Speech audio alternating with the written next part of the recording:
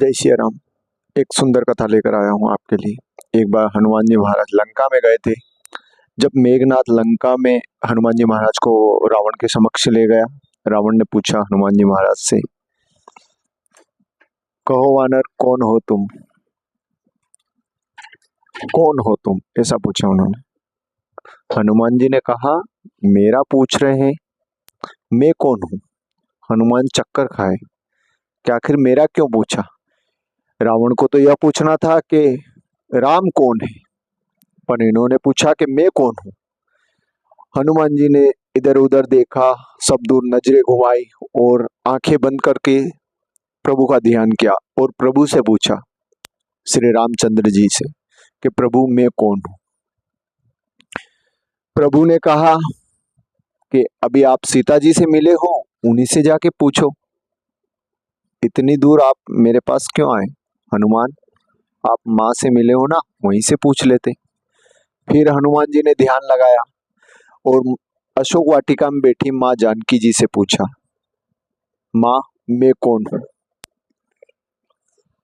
श्री जानकी जी ने कहा, अभी आप हमसे मिलकर गए हो हनुमान, सारी बातचीत हुई है, फिर आप यह प्रश्न क्यों कर रहे हो कि मैं कौन हूँ। हनुमान जी महाराज ने कहा कि रावण पूछ रहा है कि तुम कौन हो, इन्होंने ऐसा नहीं पूछा कि राम कौन है।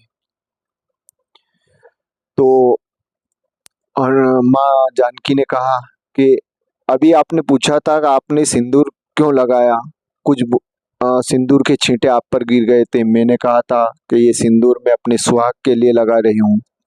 आपने भी कहा, आपने तो पूरे शरीर पर ही सिंदूर लगा लिया प्रभु की रक्षा के लिए, तो अब आप ही सोचो आप कौन हो रक्षा के लिए।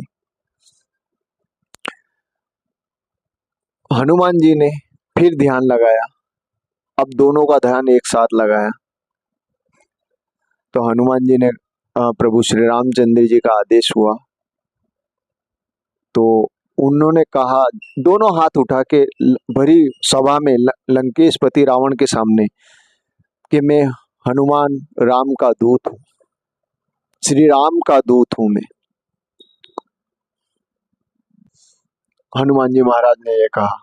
अब लंकेश चकरा गया कि राम का दूत मतलब सर्वेंट, मतलब नौकर।